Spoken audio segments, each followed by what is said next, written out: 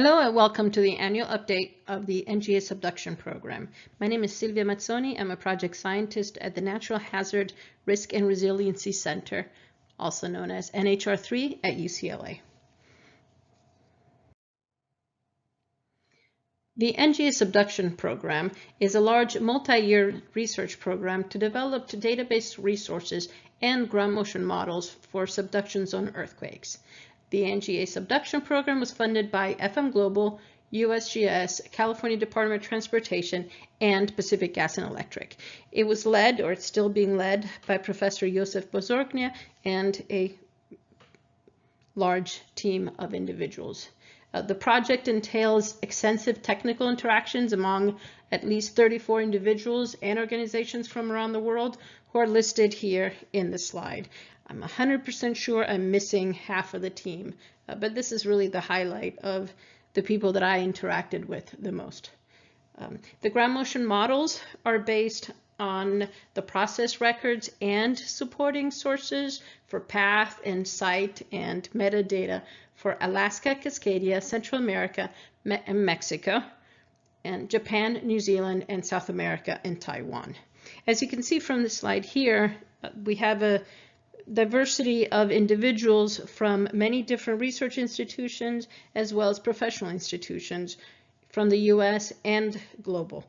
We've got graduate students, postdoctoral researchers such as me, professors, consultants, and engineering professionals, as well as seismologists, geologists, geotechnical engineers, and structural engineers.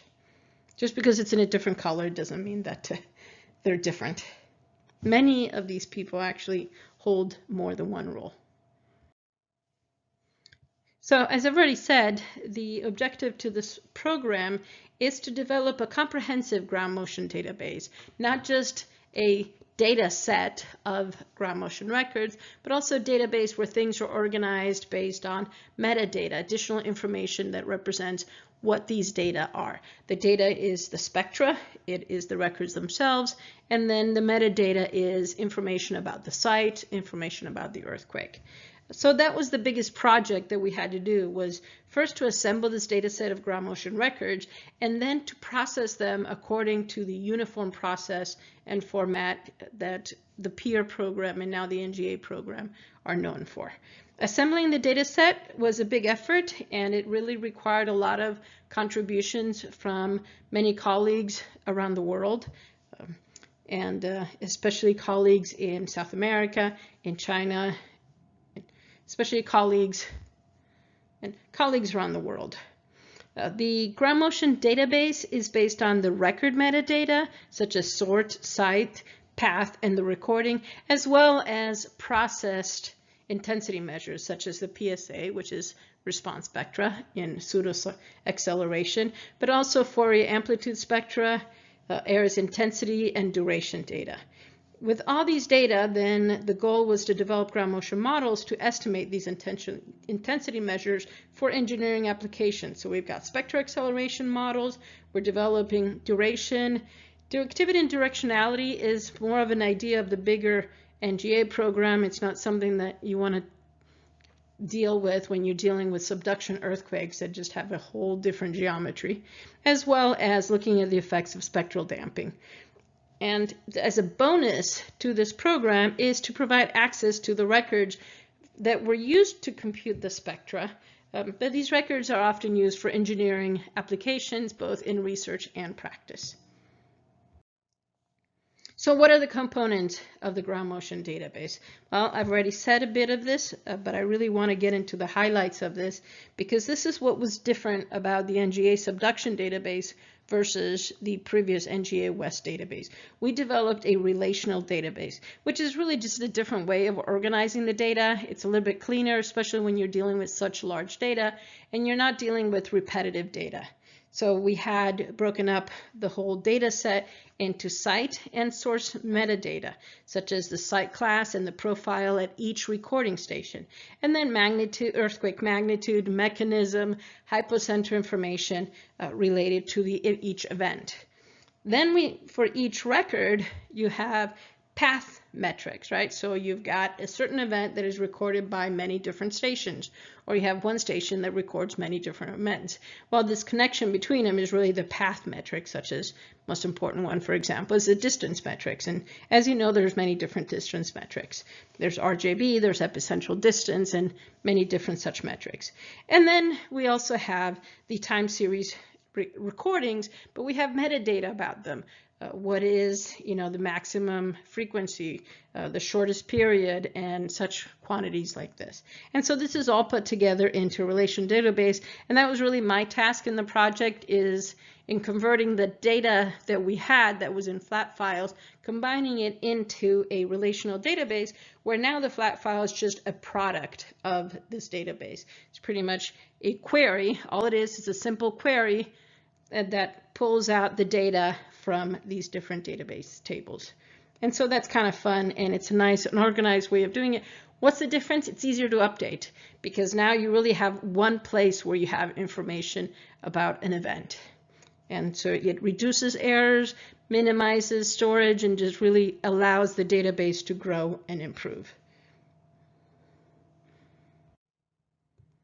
So what is the scale of this data set? Well, if you look back at NGA West 2, we had about 21,000 records. Now with the NGA subduction, we have 71,343 records.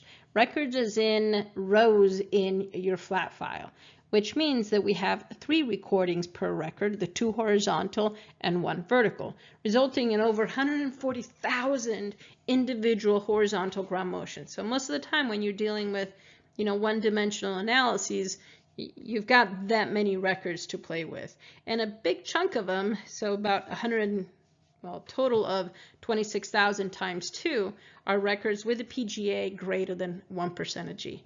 That means that we do have a lot of really low amplitude records, but those are important when you're looking at site response or just site characteristics, or even just validating your models. So this is a very extensive data set that has a wide range of applications. The most popular one is engineering applications for the Pacific Northwest. And that was something that we really kept in mind in making sure that we are developing the capabilities of developing models for the Pacific Northwest as well as having records. So where does most of the data come from? Well, most of the data comes from Japan, with over 40,000 records. It's neat to watch these in map of these data, because they just cover the whole territory of Japan typically. We've got over 15,000 records that have a PGA greater than 1% G. Remember, for every record, you've got the 3 components. Taiwan has the next set of data. I put the comma in the wrong place. We actually have 12,500 records. We've got Cascadia, which is really the Pacific Northwest, except for Alaska. So it's Pacific Northwest and Canada. And then we've got a data set from Alaska itself. Then we've got a region that we call Central America and Mexico, because Mexico is not in Central America. And that is a nice data set of about 2,600 records. Then we've got South America with a really extensive data set from many different events. So we don't have too many recordings per event, but they're nicely distributed over the whole South America territory. So it's really exciting to look at the data. And then we have data from New Zealand as well, about 4,300 records that were provided to us from New Zealand. So we've got a diverse set of recordings from all over, pretty much all the critical subduction zones around the Pacific. And if you add all this up, you get to about 71,000 records. It's a much larger data set, and so that's when we have to start thinking about managing it better through a database. And really the hardest task here was really reconciling doing a lot of QA, and that's a process that we're still going through, and it continues. Just because reconciling data from so many different regions and so many different networks that were all brought together. And so sometimes you got to be careful whether a station is being called one thing in one data set versus something else in a data set, and how do we bring this all together, and how do you identify the unique stations. What are the products? Well, Here's a nice list of products that I think we're, I can almost say that we're halfway through this list. So the most important ones is the 5 ground motion models that are being developed. These are the 5 different teams that are developing the ground motions, and actually the Kuehn, Bozorgnia, Campbell, and Gregor data set model has already been published, as well as a Parker, Stewart, Boore, and Atkinson model. The Abrahamson Gulerce model was published exactly last week, as was the C. Kishida and Midorikawa model was published recently as well. I have to check in with the last group here to really see where they are in the status of developing the model. The C model, for example, is only for Japan, but I'm going to highlight each one of these models to show you what it is that I have. Then in parallel with these models, Dr. Rezayeyan Sanaz, she's developing a damping model, just as what she had done for the NGA West 2 program, but always trying to improve the model, not just applying it to these new data sets. So it's kind of exciting to see how that model development is proceeding. Then we've got some additional conditional models for the secondary intensity measures. So right now they're developing a model for duration as well as one for CAV. And I'm pretty sure there's other models being developed, but this is where we're at. And honestly, this is pretty much where we're at right now. This is the work in progress, and this is coming to conclusion. So this is concluding. And the ground motion database, we've developed the database that's been assembled, and now I'm working on making the portal so that people can access these records. However, remember the flat file has been released, and I will show you where it is with respect to the peer report that was published.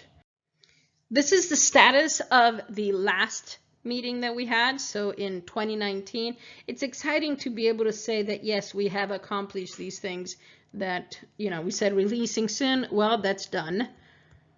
Then Nick Gregor has done also a comparison of all the models that have been, some of them that haven't even been, and some models that haven't been published yet. So that's in a peer report, and right now we're working on the spectra paper for all of these peer reports as well. Remember that we do have basin effects being accounted for in some of these models, so that's kind of exciting. And we've got some new parameters. So all of these things are really, you know, in progress, and we've definitely made significant progress since then. A database report will be released in early 2020. Well, it became, actually, most of them were released in 2020. So yay. And additional reports have actually been published. So my update for today is that 4 ground motion models have been completed and published in peer reports. We're working on the spectra paper. Right now, I have worked on the implementation of these ground motion models in Python, MATLAB, and R, as well as in Excel, and they've been released. I've only done it for 2 of the models right now. I need to implement the others, but this process takes a long time, and I've been focusing right now on the web portal. Now, in the web portal, you're going to be able to implement these ground motion models, but you're also going to be able to search the database for particular records that you're looking for.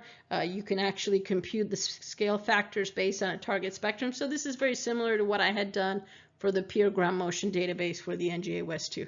Trying to do something that, you know, looks like it, so it's familiar to you, but of course the application for subduction are slightly different, so that then you can then download the records. So trying to have the same capabilities and more as what we had in the peer ground motion tool. And I'm going to show you right now what the status of that is. Here's a list of the peer reports. If you go to the peer website and you link, you know, you Google peer reports and you go to the annual ones, you'll look for 2020, and these are all 2020 reports. So here's the one about the database, and there's also an electronic supplement. This is the flat file that you want to download. Then we've got one model, and so it's one model here, another model here. This is another model, as well as right there. So there's your 4 models that have been developed, and here's a big comparison of these models. So we've got 4 reports on ground motion models. 1 is a comparison of them, and 1 report is about the data set.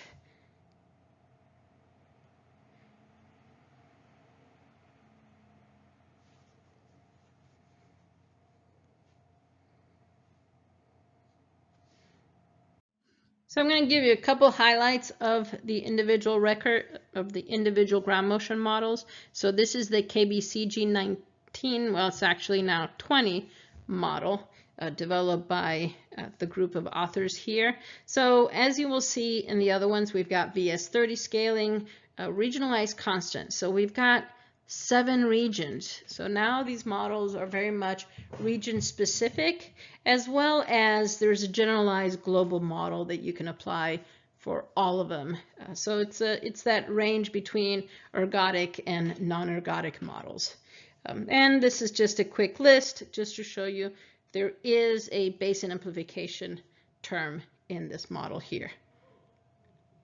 Also, really important in this model here, in the KBCG model, is that we've got a probabilistic representation of epistemic uncertainty. So both this, I'm familiar with this model and the PSHAB model because I've implemented them. They break down not just your median, but now your epistemic uncertainty and your aleatory variability. They've got all the different components, and you can choose which ones you want to use and don't. And for the PSHAB model, I recommend reading the report because there's a lot more information to it, but they're actually doing a probabilistic representation so that you actually appreciate the fact that there is variability in the estimate of the median itself, and that's what epistemic uncertainty represents. So that's something new that they've developed and implemented in this model. The next model is the Parker, Stewart, Boore, Atkinson, and Hassani model. I noticed PSHAB 20, but I'm still trying to figure out what the initializations for it, or the acronym is for it. And then here also there is separate interface and interstab median, same thing with the previous models. We do have epistemic uncertainty and aleatory variability, as well as different regionalizations. And so, because these were given to me by the authors, so there is a basin effect here as well as regionalization. Okay, so even though I don't have it here as a list, but you do have it for this model as well. The next model is the C. Midorikawa and Kishida model. I think there's a couple more authors. This is an old list. Now, this model was developed only for Japan using Japan data. But, you know, they were still part of the team, and the conversations were going on as well with this team as well. So it's been part of a nice collaborative effort. The next model is the Abrahamson and Gulerce model. This was published recently. I literally got this little slide from Norm a couple of days ago.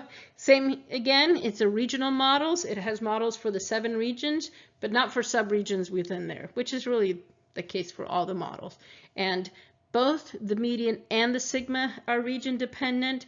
And for Cascadia, which is really what's most concerned for most engineering application in the US, they scaled the Cascadia data based on the average of the 3 regions with the lowest ground motions.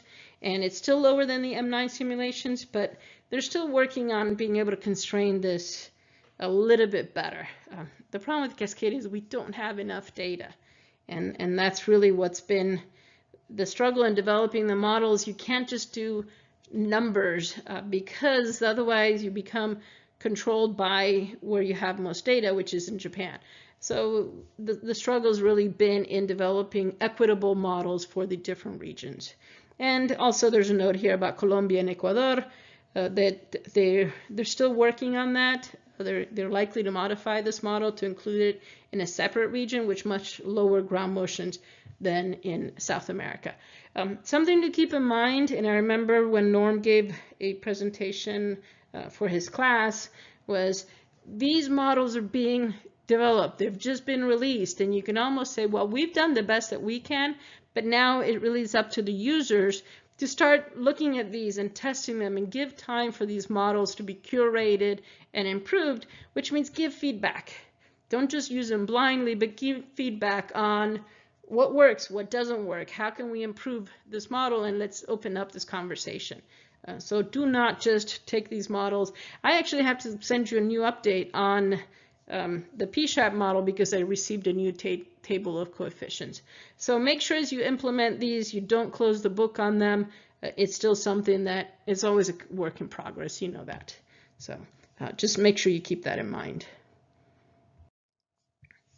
Nick Gregor led the validation and verification of the models. It was really cool because this is something that he led along the way. The entire time that people were developing their models, he was comparing who was getting what, and there's definitely cases still even now that are different. But that really was a great place to have a conversation. Well, why is your model giving such a high response in the short period for this type of magnitude? And it's not like people coerced each other into, oh, well, it shouldn't be that way, but it was really a conversation. That was really the room where it happened, just to hear people conversations that they can, how can we improve each other's models? So it's not a matter of copying them, but pretty much criticizing their own models and seeing how we can improve it. And so Nick was, leading it not just through comparing the spectra themselves, but he was also comparing the attenuation curves. So those are more about distance, the different scaling effects. But then he even went into applications in seismic hazard analysis. So what are the differences when you get down to a site response or a seismic hazard analysis at a location, so that you're taking the effects of not just one single scenario.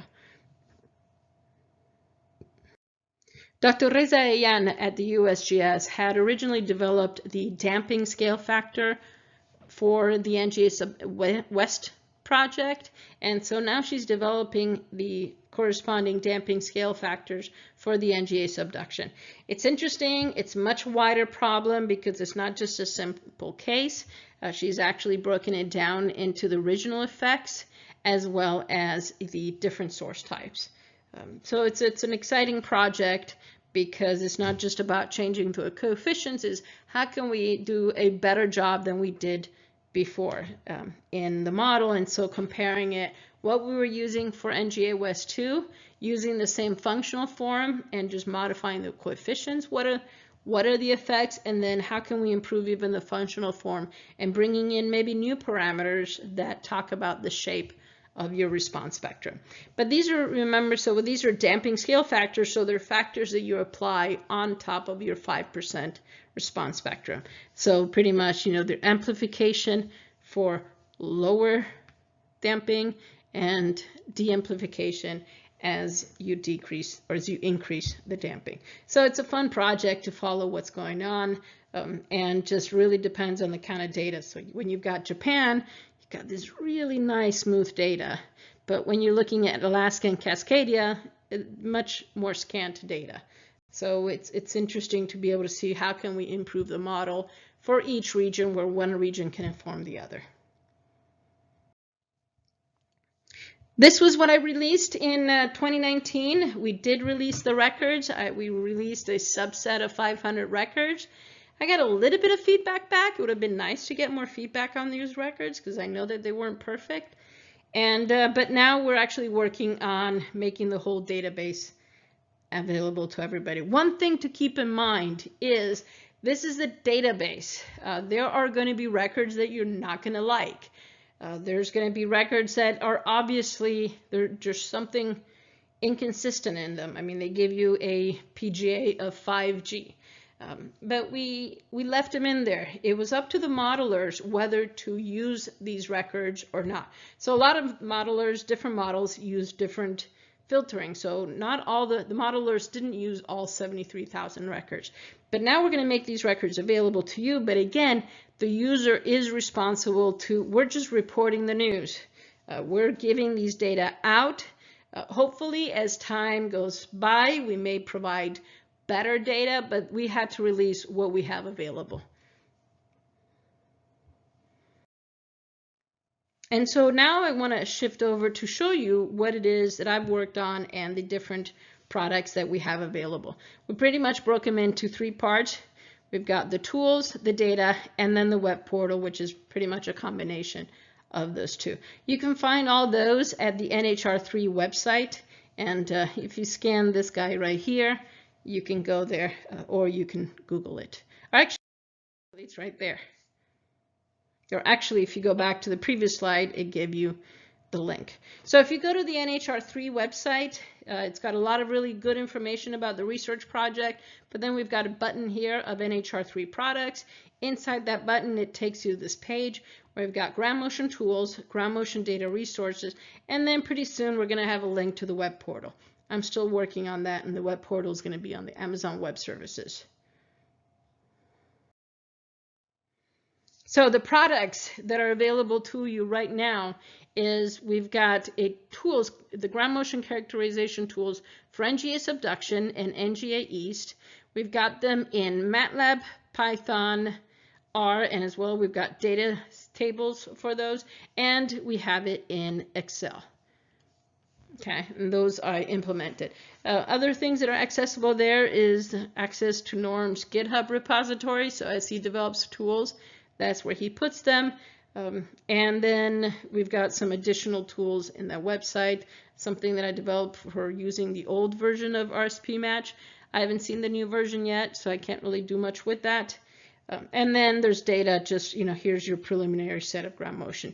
The third part of it is the Amazon web portal. I want to give you a tiny little link on that and I want to give you a little preview of that website. So here are the tools that I just listed.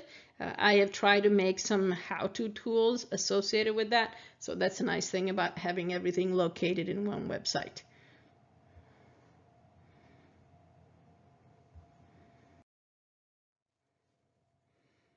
So the NGA-Subduction Characterization tool is in these 3 scripting languages, MATLAB, Python, and R.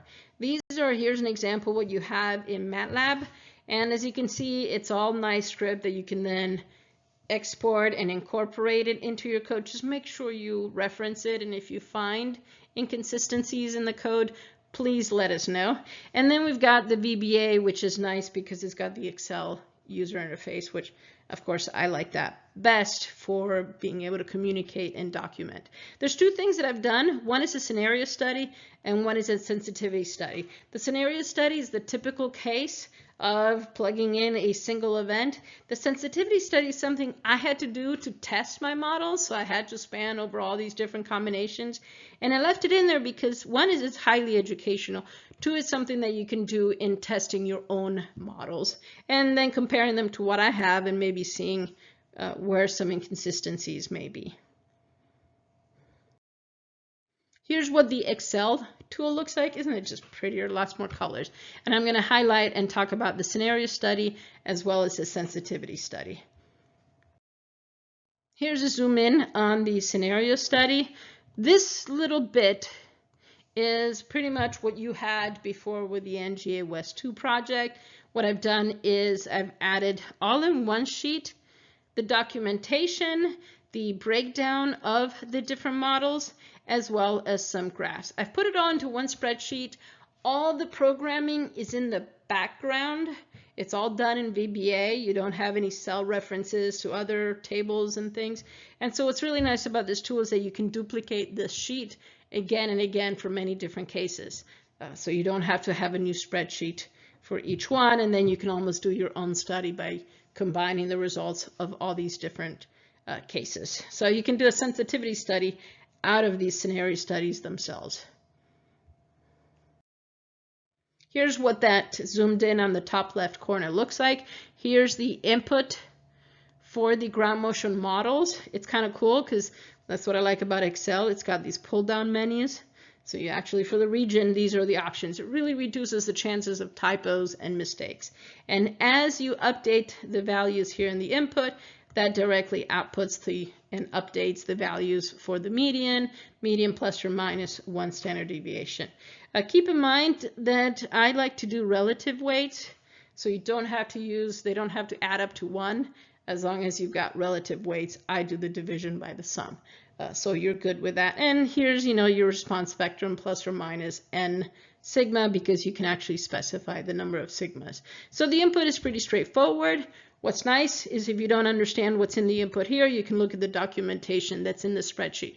I highly recommend reading the report always and every time, but this is a nice quick summary that's available here.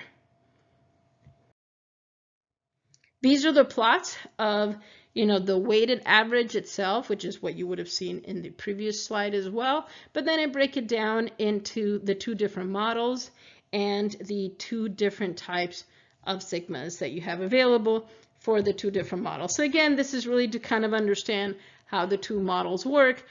I plan to also add the definitely norms model into here, and then we have to see if we want to add in the Japan model as well. What's nice here is that these plots are also tabulated here, and so this is just an excerpt of that table, so you can really look at all the different components of the data. As I've mentioned, I've done my best to just really give quick documentation. Down here it tells you what the results are, whether you see output, what is the weighted PSA plus or minus n sigma, how did I compute it, so some nice little equations, and then it also tells you about the input and which one of these models uses that input, and so just some nice supporting data in this part of the spreadsheet. Then the next part is kind of fun. It's the sensitivity study. It's huge, huge Excel table. It's broken down by interface and interest lab. And then it's looking at these four different parameters. So T, it's a typical response spectrum, but then looking at what is the difference in magnitude. So as I vary the magnitude, so that's what it's in this set of plots. And so what I have is I do the two models, I compare them to each other. Be interesting when I add a third. And then for interest lab and interface and interest lab, and then I look at the median, and then I look at the sigmas. So it's nice to compare the different values that you get. I think here I do median plus or minus and sigma. And as I said, it gives you plots, but as well as data. This is a huge table that actually is back here. It's a table of rows and columns for each one of these cases. And so it's a nice way to understand how these models work, as well as a good way to test your own model and to test your own understanding. Here's what the input looks like. Because there's so much computation, you actually have to you can turn this on and off, because Excel always updates the data unless you tell it not to. So I put a little switch so that as you're working on another sheet or something else, it's not trying to recompute. Even though Excel is pretty smart, if you haven't changed them, it doesn't update them. But if you've got a small little laptop, that could cause problems. So if you're working on this section, you turn it on, and then you turn it off when you're working on something else. And then here's what I was showing you. We have a set of input for that, but then as we vary, so for example, I'm looking at the different regions, and I'm actually looking at different regions and basin. And so you've got the 2 ground motion models, and then we've got comparisons of mean plus or minus whichever sigma, and then the different sigmas. And as you can see, these lines are like this because it depends on which region you're in, and then whether you have a basin or not. So it's a very thorough study here, and it's really educational in understanding how the models work. Here's a little screenshot of those cases. And again, you can actually go in and change the input in the input table so that, maybe right now this is our RUP for a magnitude of 8, but you can go to the input table and say, okay, I want to run this sensitivity study for a magnitude of 9. And so then this distance, so then it holds everything constant and changes our rupture. Or, you can do the same thing for these different cases. So there's a lot of combinations that you can run with the sensitivity study. I hope it helps in understanding what you're doing, and as well in testing your own development and implementation.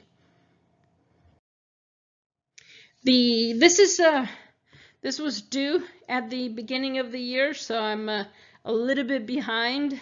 People said it was due at the beginning of the year. Nobody specified which year, but I'm trying to do my best to get this out to you by the beginning of this year.